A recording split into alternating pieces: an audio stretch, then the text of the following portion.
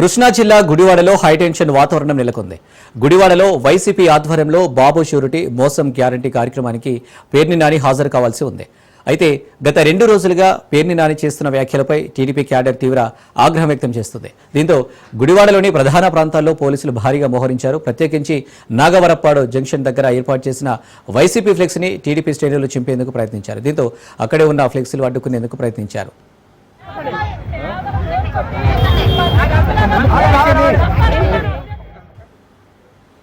ఇదిలా ఉంటే గుడివాడ నెహ్రూ చౌక్ వద్ద టీడీపీకి చెందిన మరో వివాదాస్పద ఫ్లెక్సీని వైసీపీ ఏర్పాటు చేసింది. ఇందులో సీఎం చంద్రబాబు బూట్ పాలిష్ చేస్తున్నట్లు మాజీ మంత్రి కొడాలి నాని ఫ్లెక్సీని ఏర్పాటు చేశారు. కుప్పంలో చంద్రబాబు గెలిస్తే బూట్ పాలిష్ చేసి కాళ్ళ దగ్గర ఉంటారని సవాల్ చేశారు. ఇప్పుడు ఆ సవాల్ను గుర్తు చేస్తూ పోటీగా టీడీపీ క్యాడర్ మరో ఫ్లెక్సీని ఏర్పాటు చేశారు.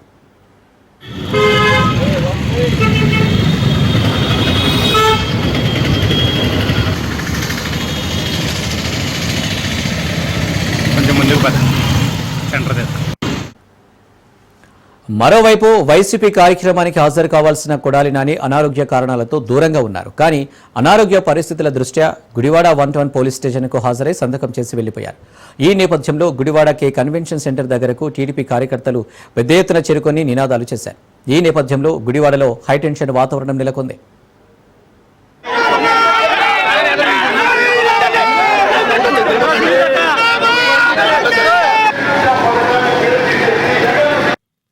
మీరు కూడా చెడిపోయి చివరికి ఆ లోకేష్ గారిలాగా మీరు కూడా చెడిపోయి ఆడ ఎర్ర బుక్ అంటాడు, నువ్వు రప్ప రప్ప అంటావు. ప్రజల దగ్గరికి వెళ్ళేది అధికారం కోరుకునేది రప్ప రప్ప కోసమా? అరే చీకట్లా కన్ను కొడితే అయిపోవాలరా, నోరు తెరిచి రప్ప రప్ప ఎన్నిసార్లు అంటావు? సిగ్గు శరమండాలి మనకి, ఎన్నిసార్లు అంటారు? అది ఇక అదే పని. చీకట్లో చేయాల్సిన పనులు కూడా పట్టపగల అసహ్యంగా ఏంటిది? ఇక అదే దానికా నీ రాజకీయం? దానికోసమా? ఆపే పెద్ద నరికేవాడిని చూసాం, చాలా నరికావు నువ్వు. ఇప్పుడు దాకా ఇప్పుడు వేసావు ఏమన్నా? రప్ప రప్ప మెయిన్ కాదు, రప్ప రప్పని చీకట్లో జరిగిపోవాలి. ముళ్ళుని ముళ్ళుతో తీయడం జరగాలి. అది జనాలకు అనవసరం. నువ్వేం చేస్తున్నావు? రోజు ఇది ఏలం వేరికింది ఇదొకటి మాట్లాడుతున్నారు. నిజంగానే మన గవర్నమెంట్ వచ్చాక వేసేయండి రండి, ఎవడు వేసేది? శత్రువుకి ఏం చెప్పాలో అది ఎక్కడ చెప్పాలో అక్కడ చెప్పాలి. రోజు అదే పని. చెప్పేవాడు ఎవడు చేయడు. కరిసే కుక్క మొరగదు, మురిగే కుక్క కరవదు.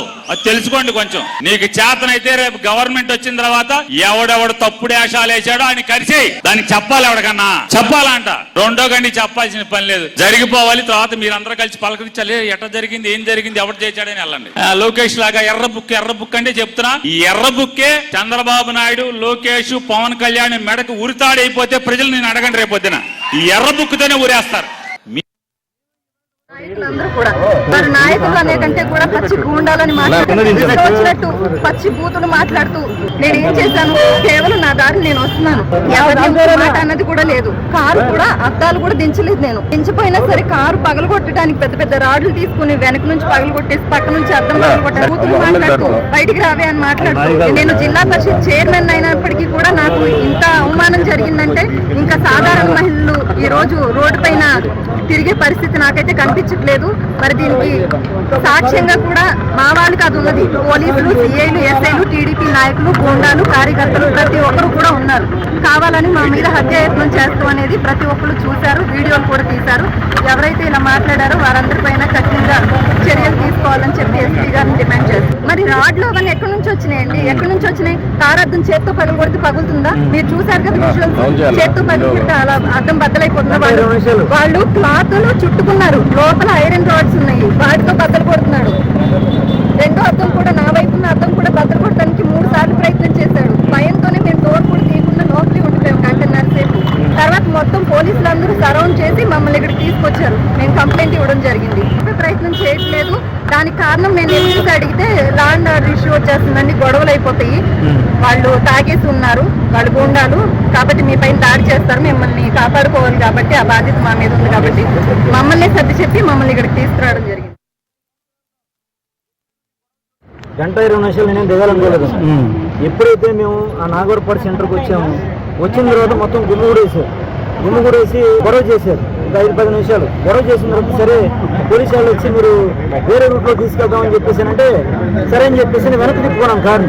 వెనక్కి తిప్పుకొని వేరే రూట్ చూపించారు వాళ్ళు. అంటే యువతల రోడ్డు కాకుండా అవతల రోడ్ నుంచి వేరే రోడ్ నుంచి వెళ్ళమని చెప్పారు. సరే వేరే రోడ్ నుంచి తిప్పపోతే మరి యువతలో ఉన్న వాళ్ళు అవతలకి ఎందుకు వెళ్ళారు, మా వైపుకి ఎందుకు వచ్చారు? మీరు ఉన్నారు కదా, మా మీద దాడి చేయాలని మమ్మల్ని చంపాలని ఉద్దేశం మీకు లేకపోతే మీరు వంతెనికి అవతల వైపు ఉన్న వాళ్ళు యువతలకు ఎందుకు వచ్చారు? మీరు ఏ కారణంతో మీరు వచ్చారు?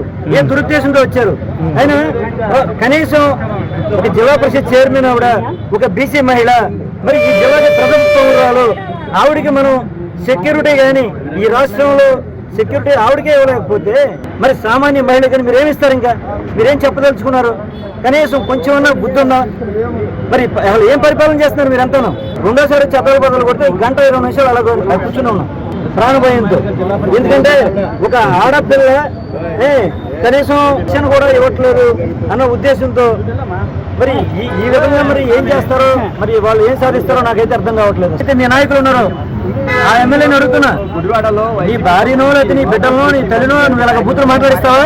ఆ గుడివాడ ఎమ్మెల్యే ప్రోత్సాహం, లేకపోతే ఇదంతా ఎందుకు జరిగితే అడ్డుకునేందుకు జరుగుతుంది. అంతమంది గ్యాదర్ ఎందుకయ్యారు? 400 మంది కార్యకర్తలు. కృష్ణా జిల్లా పరిషత్ చైర్మన్ ఉప్పాల హరిక కారుపై దాడి ఘటనపై మాజీ మంత్రి జోగి రమేష్ స్పందించారు. ఘటనపై తీవ్ర ఆగ్రహం వ్యక్తం చేశారు. మహిళని చూడకుండా కారుపై దాడి చేయడం హేయమైన చర్య అని మండిపడ్డారు. చైర్మన్ ఉప్పాల హారిక మీద తెలుగుదేశం పార్టీ గూండాల దాడిని ఖండిస్తూ ఉన్నాం. ఇది హేయమైన చర్య. ఒక మహిళని కూడా చూడకుండా దాడులు చేయటం, ఇష్టారాజ్యంగా భయపెట్టడం అనేది సభ్య సమాజం తలదించుకునే విధంగా తెలుగుదేశం పార్టీ గూండాలు చేస్తున్న ఈ అరాచకాన్ని ఎట్టి పరిస్థితుల్లో కూడా సహించేది లేదు.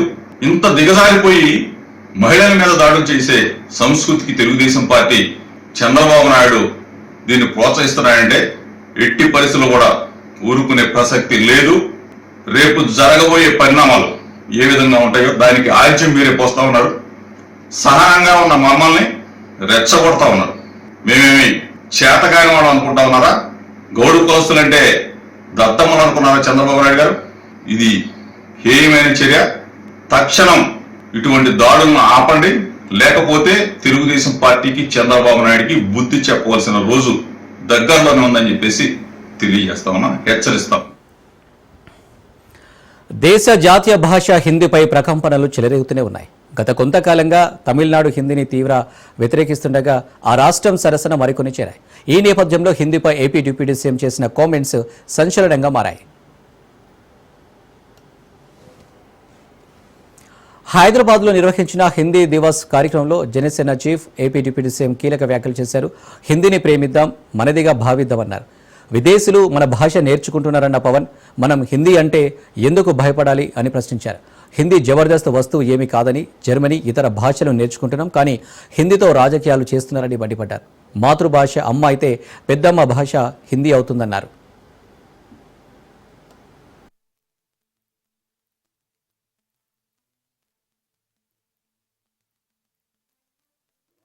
భాష మర్చిపోయింది.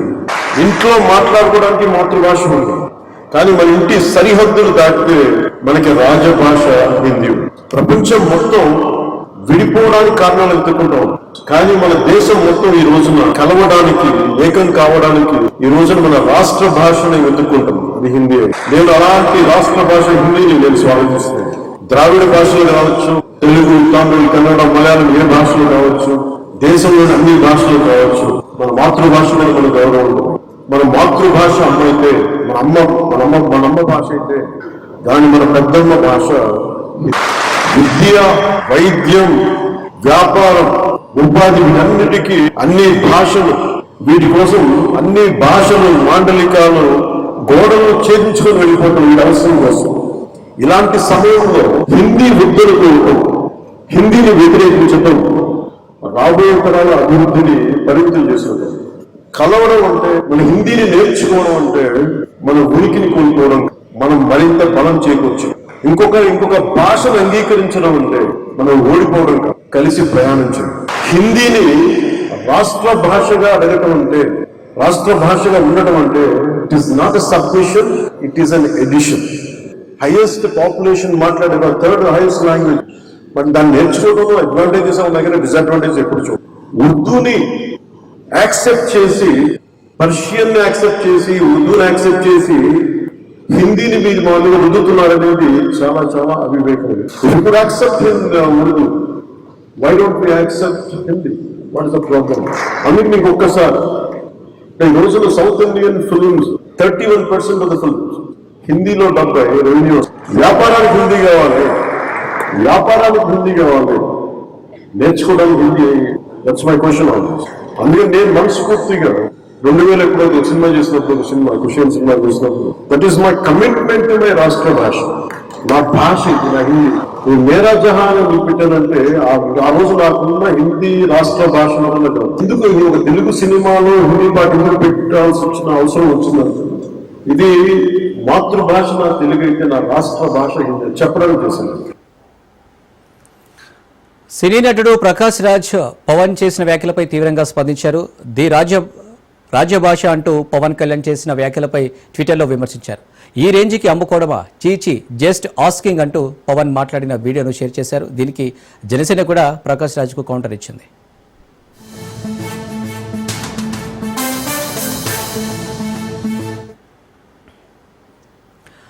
సీఎం రేవంత్ రెడ్డిని కాంగ్రెస్ బీసీ నేతలు కలిశారు. స్థానిక సంస్థలలో బీసీలకు 42% రిజర్వేషన్లు కల్పిస్తూ ఆర్డినెన్స్ తీసుకువచ్చినందుకు సీఎం రేవంత్ రెడ్డికి బీసీ నేతలు ధన్యవాదాలు తెలిపారు. కులగణనను చాలా పకడ్బందీగా చేశామన్నారు సీఎం రేవంత్. కులగణన డేటాను 100% డిజిటలైజేషన్ చేశామన్నారు. దేశానికి తెలంగాణ బెస్ట్ మోడల్గా ఉందన్నారు. దేశానికి తెలంగాణ కులగణన రోల్ మోడల్ అని రాహుల్ గాంధీ కొనియాడారని అన్నారు.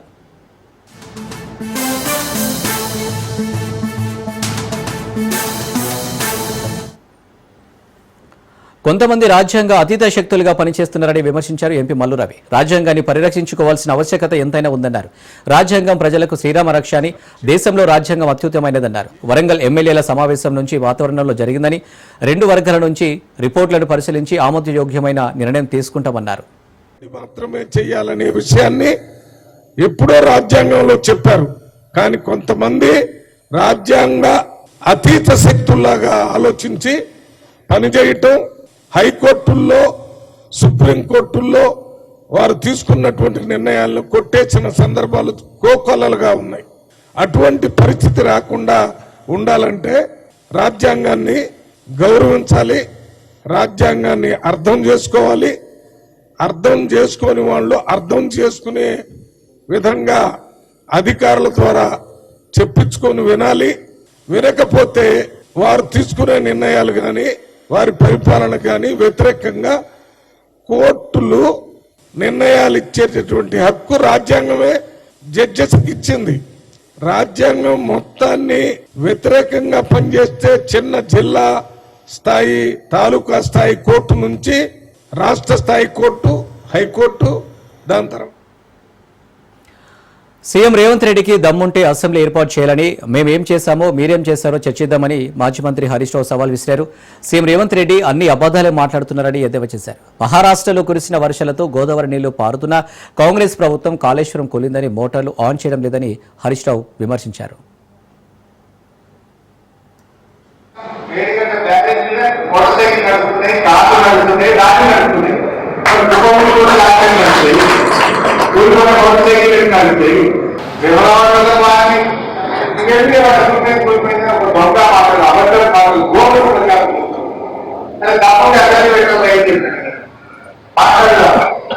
ఈ మధ్య అగ్రిమెంట్ ఏమైంది తెలుసా? నేను లేచి మాట్లాడినాను, కేవలం అడుగుతున్నాడు.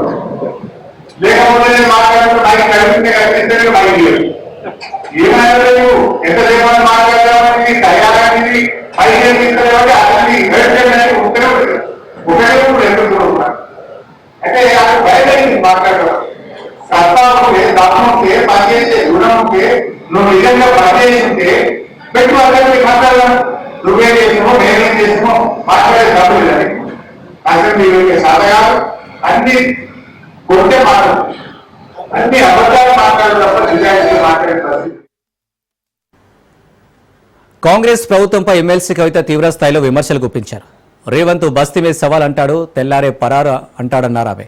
మాటపై నిలబడిన వ్యక్తి సీఎం రేవంత్ అంటూ ఫైర్ అయ్యారు. 2 సార్లు రైతు బంధు ఎగ్గొట్టారని, రుణమాఫీ, బోనస్ సహా ఇతర హామీలన్నీ ఎగ్గొట్టి ఇప్పుడు ఓట్ల కోసం రైతులకు పైసలు ఇచ్చారని, మహిళలకు ఉచిత బస్సు ఇస్తున్నామనే పేరు చెప్పి ఉన్న బస్సుల సంఖ్య తగ్గించారన్నారు.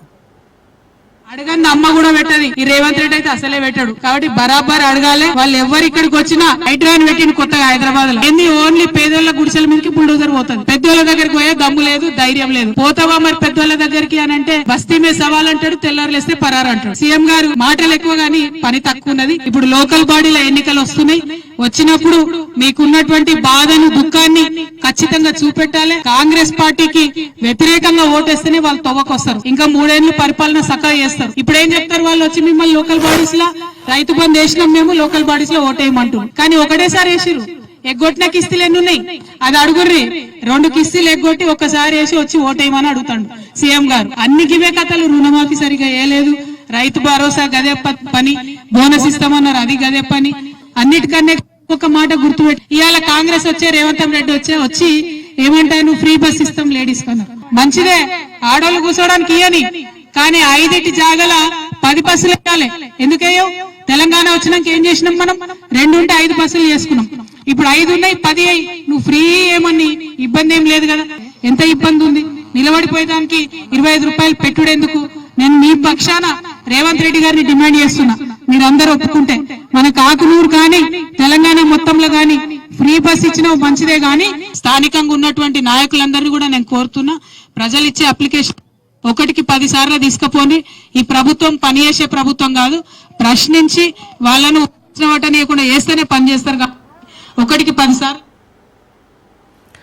విశ్వనగరం అంటే హైటెక్ సిటీ మాత్రమే కాదని అడ్డగుట్టలను కూడా పట్టించుకోవాలన్నారు బీజేపీ ఎంపీ ఈటెల రాజేందర్. పాలకులు సంకుచితంగా ఉండొద్దన్న ఈటెల తనకు క్లబ్స్ కు పోయే అలవాటు లేదని, ప్రజల చుట్టూ తిరగడమే తన అలవాటన్నారు. ఫ్లెక్సీల మీద ఉన్న ఫోటోలు, గోడల మీద రాతలు పోతుండొచ్చు అని, ప్రజల గుండెల్లో ఉన్న ఫోటో శాశ్వతమన్నారు.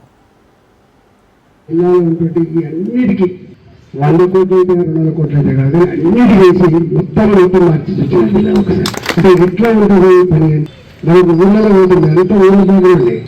ఊళ్ళో పోతున్నప్పుడు వెనకడ ఎప్పుడో బాగా తగ్గుంది, మెల్లమెల్లగా రోడ్డు వస్తాయి. తెలంగాణ చక్కగా తెలిసిన ఇక్కడ బాగుంటుంది, ఇక్కడ గుడి అని చెప్తారు. కానీ తెలంగాణ కొత్త పోతే చక్కర పోయి ఆ కాలుగా బయలుపడి బయలుపడతాయి. కానీ ఆ పాత బాయిని పూడ్చి వెసులుబాటు లేదు ప్రభుత్వంలో. తెలంగాణ వచ్చినాక ఈ మొత్తం రాష్ట్రంలో ఎక్కడెక్కడ పాత బాయిలు లేదు, ఎటువంటి కారణాలు లేవు, వల్ల చంపుతుందో దీనికి పరిష్కారం కావాలని జీవో వచ్చింది. మూడవది నరసింహ ఇప్పుడు ఒక మాట మాట్లాడు, నేను సూసైడ్ హాస్టల్ పెట్టాను. నాకు ఇక్కడ నాకు స్థలం నగరే ఉంటుందండి, స్థలం నగరం ఉంటుంది దగ్గర. ఇంకా బాసర సరస్వతి అమ్మవారి ఆలయ అభివృద్ధిని కాంగ్రెస్ ప్రభుత్వం పట్టించుకోవడం లేదన్నారు ఎమ్మెల్యే రామారావు పటేల్. బిచ్చమైన అడిగి గర్భగుడి అభివృద్ధి చేస్తారన్నారు. మంత్రులు సురేఖ, వివేక్ల ముందే ఈ కామెంట్స్ చేశారు ఎమ్మెల్యే రామారావు పటేల్. గత ప్రభుత్వం మంజూరు చేయగా వెనక్కి వెళ్లిన 42 కోట్లు వెంటనే తిరిగి ఇవ్వాలన్నారు. దసరా, దీపావళిలోపు ప్రభుత్వం బాసరకు నిధులు ఇవ్వకపోతే ఆలయంలో నిరాహార దీక్ష చేస్తానన్నారు. దీపావళి వరకు కూడా టైం ఇస్తున్నారు. దయచేసి మీరు టౌన్ ప్లానింగ్ శాంక్షన్ చేసేస్తే మా గర్భగుడి అన్ని విధాలుగా డెవలప్మెంట్ అవుతుందని కోరుకుంటున్నాను. దసరా, దీపావళి లోపల టౌన్ ప్లానింగ్ శాంక్షన్ కాకుంటే ఖచ్చితంగా ఈ అమ్మవారు ముంగట నిరాహార దీక్ష ఉండడానికి సిద్ధపడాలి. సికింద్రాబాద్లోని ఆలయాల చెక్కుల పంపిణీ కార్యక్రమంలో రభస చోటు చేసుకుంది. సీతాఫల్ మండి మల్టీపర్పస్ ఫంక్షన్ హాల్లో జరిగిన చెక్కుల పంపిణీ కార్యక్రమంలో బీఆర్ఎస్ వర్సెస్ కాంగ్రెస్ అన్నట్లు వాగ్వాదం చోటు చేసుకుంది.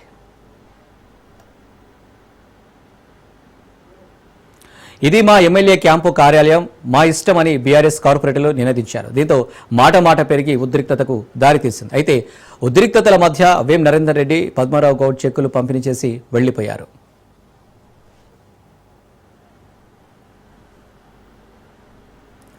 హైదరాబాద్లోని నల్సార్ యూనివర్సిటీ 22వ స్నాతకోత్సవం ఘనంగా జరిగింది. ఈ కార్యక్రమానికి CJ justice BR Gavai chief గెస్ట్గా హాజరయ్యారు. CM Revanth Reddy, justice PS Narasimha, NALSAR university chancellor justice Sujoy Paul కార్యక్రమంలో పాల్గొన్నారు. విదేశీ డిగ్రీల కోసం అప్పులు చేయవద్దని న్యాయ విద్యార్థులను, వారి కుటుంబాలను సీజే గవయ్ హెచ్చరించారు. విదేశీ డిగ్రీల కోసం కుటుంబాలపై అప్పుల భారం మోపవద్దని ఆయన సూచించారు.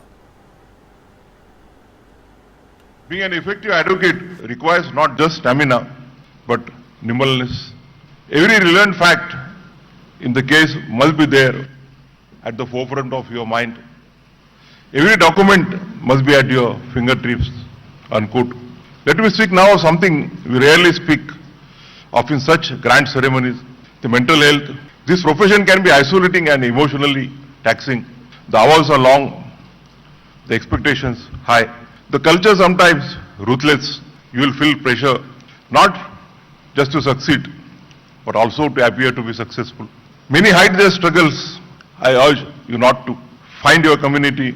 As a celebrated author, Bell Hook wrote, rarely if ever are any of us headed in isolation. Healing is an act of communion. So I urge you, share your fears. Furthermore, as Audrey Lordy once said, Malkajgiri కోర్టులో HCA case నిందితులు bail పిటిషన్లు దాఖలు చేశారు.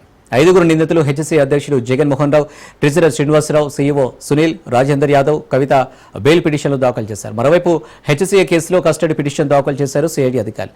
14 రోజుల రిమాండ్లో ఉన్న 5 CID కస్టడీకి కోరింది. 10 రోజుల కస్టడీకి ఇవ్వాలని మల్కాజ్గిరి కోర్టులో పిటిషన్ దాఖలు చేశారు. కస్టడీ బెయిల్ పిటిషన్లపై వచ్చే ఎల్లుండి కోర్టు విచారించనుందని తెలుస్తుంది.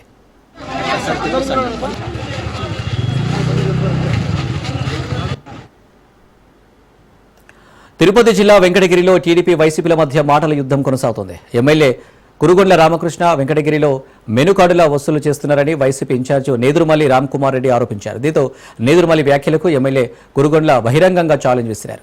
తాను వసూలకు పాల్పడినట్లు నిరూపిస్తే ఎమ్మెల్యే పదవికి రాజీనామా చేస్తానంటూ సవాల్ చేశారు. దీంతో ఇరువురి మధ్య పచ్చగడ్డి వేస్తే బగ్గుమనేటట్టు కోల్డ్ వార్ కొనసాగుతుంది.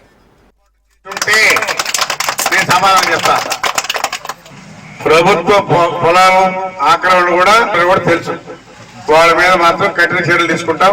ఎవరైతే ప్రభుత్వ స్థలాలు ఆక్రమిస్తారో గట్టి చర్యలు తీసుకుంటాం. వాడి మీద ఆయన ఏదో సంవత్సరం ఒక రోజు వచ్చి కూర్చొని ప్రెస్ మీట్ పెట్టిపోయేది కాదు. రా ప్రజల్లోకి రా. ప్రజల్లోకి ఎందుకు వద్దాను నిన్ను, నువ్వు చేయలేవు చాలా మంది చెప్పుతున్నాడు. నన్ను గెలిపించాడు. అందుకని నేను అందుబాటులో ఉండి ప్రతి వార్డు తిరుగుతూ వాళ్ళ కష్టకాల్లో పాలు పంచుకుంటూ పనిచేస్తున్నాం. వెంకటగిరిలో జరిగే అరాచకాలు ఎలా ఉన్నాయి? మెనూ కార్డ్ లాగా అమౌంట్ ఉంది, అవునా కదా? వెంకటగిరిలో ఆక్రమణకు ఇంత, అక్రమాలకు ఇంత, రౌడీ మామూలు ఇంత, ఖాళీ స్థలం ఉంటే ఒక రాయి వేయటం, దాన్ని పచ్చడం.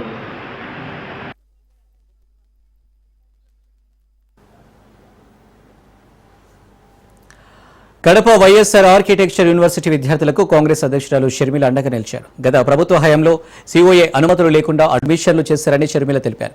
ఇప్పుడు విద్యార్థులకు సర్టిఫికెట్లు రావడం లేదన్నారు. వందలాది మంది విద్యార్థుల జీవితాలు ఆగమ్య గోచరంగా మారాయన్నారు. 2 ఏళ్లుగా విద్యార్థులు పోరాటం చేస్తున్నా ఫలితం లేదన్నారు. నెలలోపు విద్యార్థుల సమస్యను పరిష్కరించాలని వైఎస్ షర్మిల డిమాండ్ చేశారు.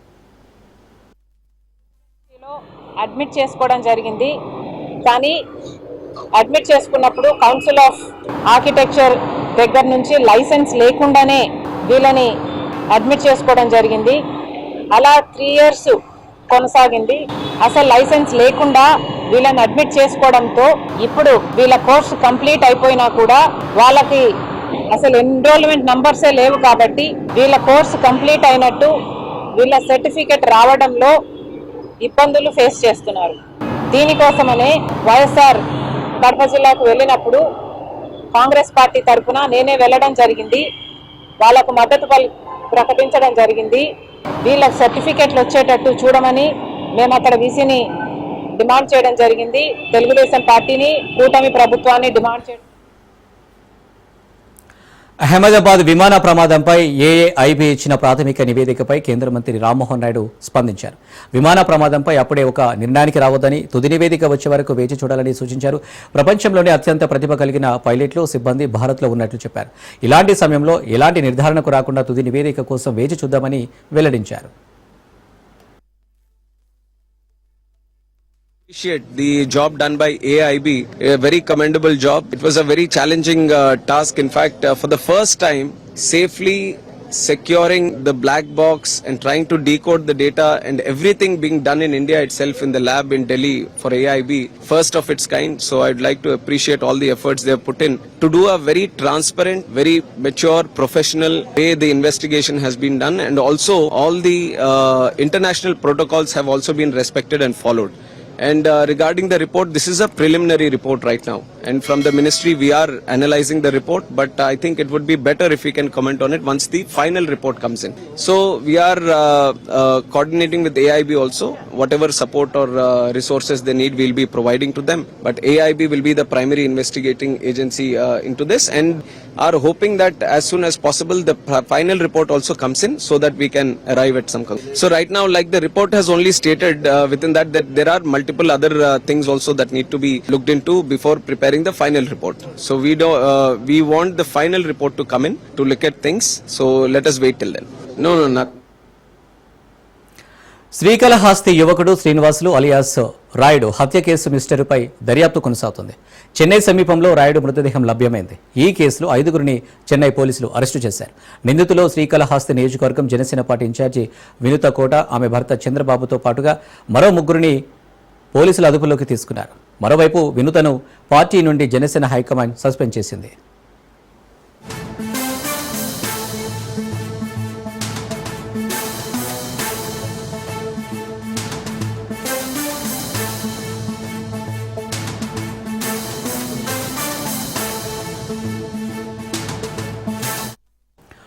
వినుత సస్పెన్షన్పై తిరుపతి ఎమ్మెల్యే స్పందించారు. నెల రోజుల నుంచి పార్టీ విధి విధానాలకు వ్యతిరేకంగా వ్యవహరిస్తుందన్నారు. చెన్నై హత్య కేసుపై అభియోగం రావడంతో పార్టీ నుంచి శ్రీకాళహస్తి నియోజకవర్గ ఇన్ఛార్జి నుంచి తొలగించారన్నారు.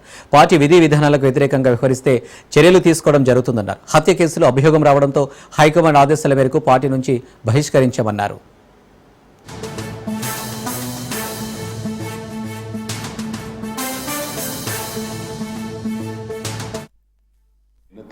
కోట ఆమె వ్యవహార శైలి గత నెల రోజులుగా పార్టీ జనసేన పార్టీకి విరుద్ధంగా విధి విధానాలకు విరుద్ధంగా నడుచుకోవడం వలన కొంచెం పార్టీ దూరం పెట్టడం జరిగింది. ఈ మధ్యలో ఆమె పైన చెన్నైలో ఒక మర్డర్ కేసు పైన అభియోగం జరిగి ఇట్లా తెలిసింది. అందువలన ఆమెను జనసేన పార్టీ నుంచి కాళహస్తి నియోజకవర్గ ఇన్ఛార్జిగా బహిష్కరించడం కూడా పార్టీ ఆదేశాలు ఇవ్వడం జరిగింది. పార్టీ ఆదేశాల మేరకు కాళహస్తి శ్రీమతి వినుత కోట జనసేన పార్టీ ఇన్ఛార్జిని పార్టీ నుంచి సస్పెండ్ చేస్తూ ఈరోజు నిర్ణయాలు కూడా తీసుకోవడం జరిగిందనేసి కూడా తెలియజేస్తున్నాము. జనసేన పార్టీలో క్రమశిక్షణకు ఎవరైనా సరే పార్టీ విధి విధానాలకు విరుద్ధంగా నడుచుకుంటే ఖచ్చితంగా పార్టీ నుంచి బహిష్కరించే సూచనలు మన నాయకులు పవన్ కళ్యాణ్ గారు కూడా. తిరుపతి చంద్రగిరిలో ఉద్యోగుల బదిలీలో భారీగా ముడుపులు అప్పజెప్పాలని తెలుస్తుంది. ఓ ఏఎన్ఎం బదిలీకి ₹1,00,000 డిమాండ్ చేసినట్టు ఆరోపణలు వినిపిస్తున్నాయి. ఏఎన్ఎం అన్నపూర్ణ కలెక్టర్కు ఫిర్యాదు చేశారు. టీడీపీ నేతల ఒత్తిడితో తనని ఇబ్బంది పెడుతున్నారని అన్నపూర్ణ చెప్తున్నారు. కక్షపూరితంగా ఎమ్మెల్యే పులివర్తి నాని తనని బెదిరిస్తున్నారని అన్నపూర్ణ ఆరోపిస్తున్నారు. ఎమ్మెల్యే పులివర్తి నాని వద్దకు వెళ్లి సెటిల్ చేసుకోవాలని, అప్పుడే బదిలీ ఆపేస్తామంటూ ఉన్నతాధికారులు చెప్తున్నారని ఆవేదన వ్యక్తం చేస్తున్నారు. 7 నెంబర్కి అర్హురాలని. నా భర్త ఎక్కడ సరౌండింగ్స్ లో పనిచేస్తున్నారో అక్కడ 40 కిలోమీటర్ల దూరంలో నాకు లోపల నా పోస్ట్ నాకు ఇవ్వాలి. నేను పెట్టిన 5 ఆప్షన్స్ లో ఒక ఆప్షన్ సి మల్లవరం ఉంది. అది ఇవ్వాలనుకుంటే ఆమె లేదు, నిన్ను కుప్పానికి వేస్తాను, కుప్పంకి నన్ను నాని వేయమని చెప్పినాడు అని చెప్పి ఆమె నన్ను దగ్గరికి పిలిచి కుప్పానికి వేస్తానని చెప్పినారు. కాబట్టి నువ్వు నాని దగ్గరికి వెళ్లి ₹1,00,000 ఇచ్చేసి ఆయన కాళ్ళు పట్టుకు వేస్తానని చెప్పినారు. ఇదంతా జరిగింది నేను లైంగిక వేధింపుల వల్ల అతని మీద కంప్లైంట్, గుణశేఖర్ నాయుడు మీద కంప్లైంట్ ఇచ్చిన వల్ల తెలుగుదేశం పార్టీ నాయకులందరూ కలుసుకొని నన్ను కుప్పానికి మార్పించాలని కుట్రలు పన్నుతా ఉన్నారు. నా భార్య భర్త అన్నపూర్ణ మిట్టపాలెం సచివాలయం చంద్రగిరి మండలంలో ఏఎన్ఎం గా పనిచేస్తా ఉంది. నిన్న 9 గంటల నుంచి వాళ్ళకి ట్రాన్స్ఫర్ విషయమై జూమ్ మీటింగ్ ద్వారా కౌన్సిలింగ్ జరుగుతా ఉంది. మా భార్య సీరియల్ నెంబర్ వచ్చి 67. 9 గంటలకు ప్రారంభమైంది. 3:25 మా భార్య సీరియల్ వచ్చే కొద్దికి డిఎంఎన్హెచ్ఓ చిత్తూరు మేడం గారు సుధారాణి గారు, అమ్మ నీకు పోస్టింగ్ ఏమి ఇవ్వడం లేదు, ఇమీడియట్ గా 1 అవర్ లోపల వచ్చి నన్ను కలవాలా అని చెప్పి అన్నారు. మా భార్య నాకు ఆ విషయం, నేను మా భార్య ఇమీడియట్ గా 1 అవర్ అంతా మేము చిత్తూరుకి వెళ్ళిపోయినాము. మేడం గారిని పోయి కలిసాము. కలిస్తే మేడం గారు ఏమన్నారంటే, మీకు పోస్టింగ్ ఇవ్వడం లేదమ్మా, పులివర్తి నాని గారు మీ యొక్క ఎమ్మెల్యే నేను అడ్మినిస్ట్రేషన్ గ్రౌండ్స్ కింద కుప్పానికి మార్చమని చెప్పినారు. నేను ఆ పని చేయలేను కాబట్టి మీరు ఇమీడియట్ గా పులివర్తి నాని గారి దగ్గరికి పోయి ఆయన కాళ్ళు పట్టుకుని ₹1,00,000 ఇచ్చేసినట్టు నీకు పని అయిపోతుంది అని చెప్పారు. దాంట్లో కూడా నేను అడిగాను, ఎందుకు మేడం దానికి దీనికి సంబంధం ఏముంది. తెలుగు రాష్ట్రాల్లో నదులు సంతరించుకున్నాయి. కృష్ణా, గోదావరి నదులు పొంగి పొర్లుతున్నాయి. భద్రాచలం వద్ద ఉధృతంగా గోదావరి ప్రవహిస్తుంది. ప్రస్తుతం భద్రాచలం వద్ద 40.05 అడుగులకి గోదావరి నీటి మట్టం చేరుకుంది. దీంతో ఆలయ పరిసరాల్లోని స్నాన ఘట్టాలు మునగడంతో అధికారులు హెచ్చరిక బోర్డులు ఏర్పాటు చేశారు. అటు సీతమ్మవాగు వరద ప్రవాహంతో పర్ణశాల నీట మునిగింది. 43 అడుగులకి గోదావరి వరద ప్రవాహం చేరుకుంటే మొదటి ప్రమాద హెచ్చరిక జారీ చేశారు. మరోవైపు ఎగువ నుండి 6 లక్షల క్యూసెక్ల వరద నీరు వచ్చి చేరుతుంది. అయితే వచ్చిన వరద నీటిని అధికారులు దిగువకు విడుదల చేస్తున్నారు.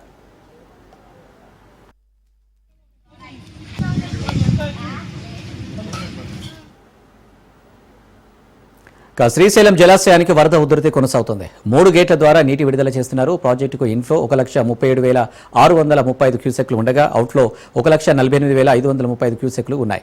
పూర్తిస్థాయి నీటి మట్టం 885 అడుగులు కాగా ప్రస్తుత నీటి మట్టం 882.70 అడుగులు ఉంది. కుడి ఎడమ జల విద్యుత్ కేంద్రాల్లో విద్యుత్ ఉత్పత్తి కొనసాగుతుంది.